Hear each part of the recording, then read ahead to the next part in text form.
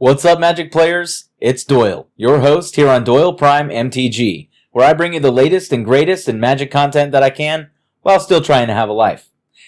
This week, I want to continue to explore Mono Red in Commander, because Rionya has really tickled my brewing bone. Forests, islands, mountains, plains, and swamps. The multiverse is all that is, or ever was, or ever will be. There is a tingling in the spine, a faint sensation, as if a distant memory, of walking from plane to plane. Our lives have been forever changed, as if by magic. Embark with me on this journey to eternity. Experience the true power of mind over matter, as we ignite your spark and traverse into the magic multiverse.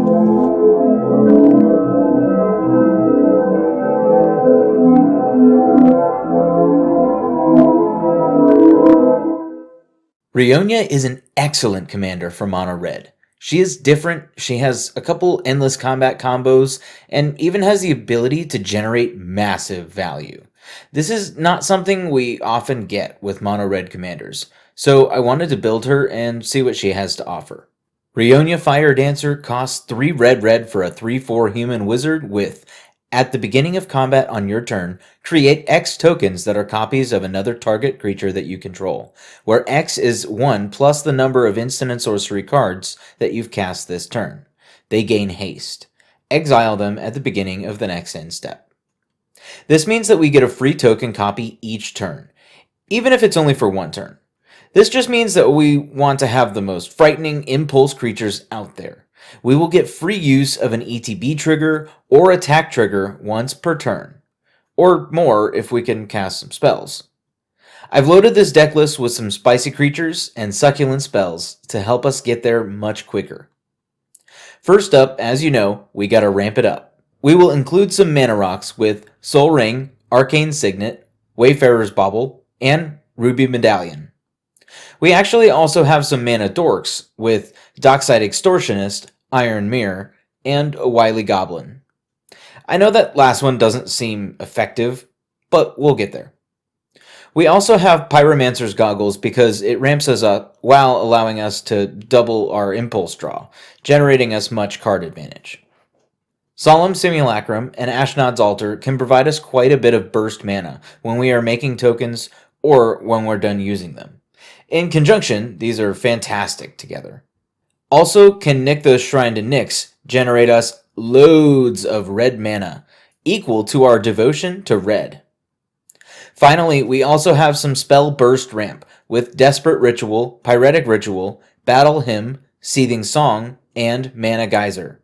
Each of these will help us up the spell count and still be able to drop large, scary creatures into play. Next up, we will want to draw some cards. A tall order in Mono Red, usually, but easier now than in the past.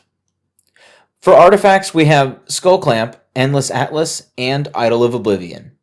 Each of these can draw us many cards over the course of a game. War Room was also an easy add since it came out, drawing us a card on a land's ability. The mana raise isn't really good, but in a pinch it helps keep us afloat.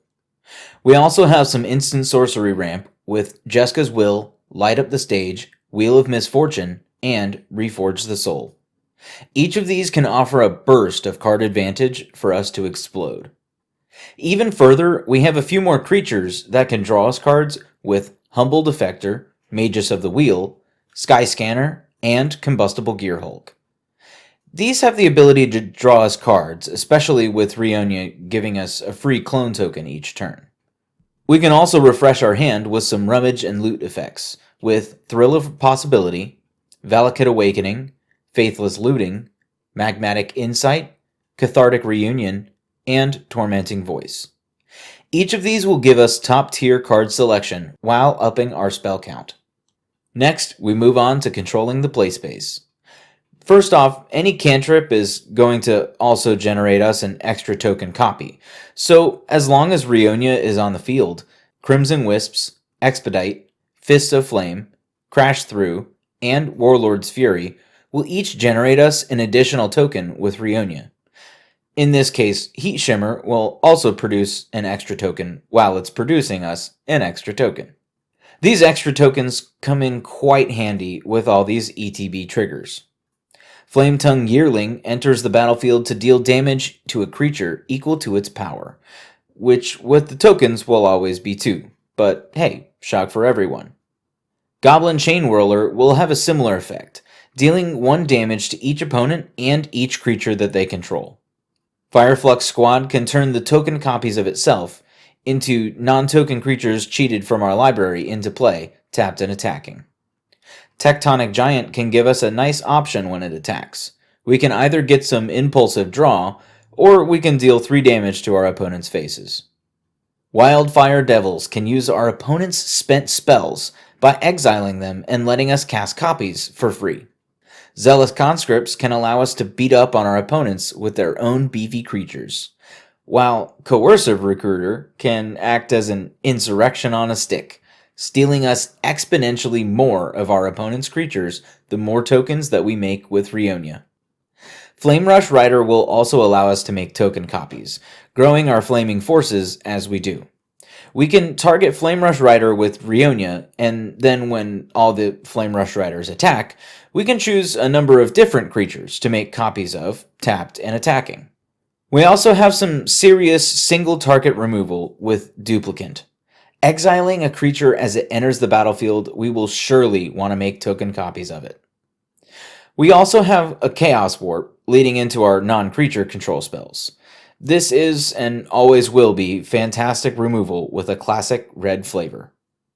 Vandal Blast and Blasphemous Act seem to work as our non-creature board wipes. Each offers rather complete feeling results, while Balefire Dragon reigns in terror as our token copies can target a single player or even spread the flame. Urza's Saga is a new land coming out in Modern Horizons 2 that will be amazing in every mono-red deck, fetching up a Soul Ring or a Wayfarer's Bauble, or even in this case, a Skull Clamp, after keeping us on curve. We can also go digging up graves with Underworld Breach and Felden of the Third Path. Breach can allow us to cast some sorceries or bring back a needed creature in a pinch, while Felden can continue to bring back token copies of our best Grave Lane creatures. We will also close off our control section with Strionic Resonator, Sundial of the Infinite, and Mirage Mirror. Each of these artifacts provide us with untold power. The Resonator can double up Rionia's ability each turn. The Sundial lets us keep the token copies that Rionya generates. And the Mirror can allow us to copy any player's permanent, while its use is really only limited by your imagination. Now we need to make sure that we can close out the game. While our opponents are wounded by our spray of damage from our other creatures, they will surely be taken aback by Fanatic of Mogus. This bad beast deals damage to each opponent equal to our devotion to red. Kind of like a Red Gary. We will also include Goblin Bombardment, Impact Tremors, and Outpost Siege to take advantage of a little red aristocrats as we are generating so many tokens. Outpost Siege even has an upside of being able to draw us some cards if we needed to. Of course, Udvara Hellkite will have something to say about a bunch of token copies of Udvara Hellkite attacking. This can get out of hand quite quickly, especially when we have Terror of the Peaks on the field. Dealing this much damage might be wrong, but it feels so right. And last, but certainly not least, we have Combat Celebrant. With Combat Celebrant in play, and Rionya on the battlefield, we will end up with endless combats, giving us endlessly more copies of Combat Celebrant. This generally wins us the game. Finally, for our lands, we will include 30 copies of, wait for it, Mountain. That about wraps it up for this deck tech. I hope you enjoyed the video. You'll find the link to the full deck list on arcadeck.com in the description, complete with a maybe board. Let me know in the comments below if you would like to take this deck tech in a different direction, or if there are any key includes that I missed. Cheers, and happy casting.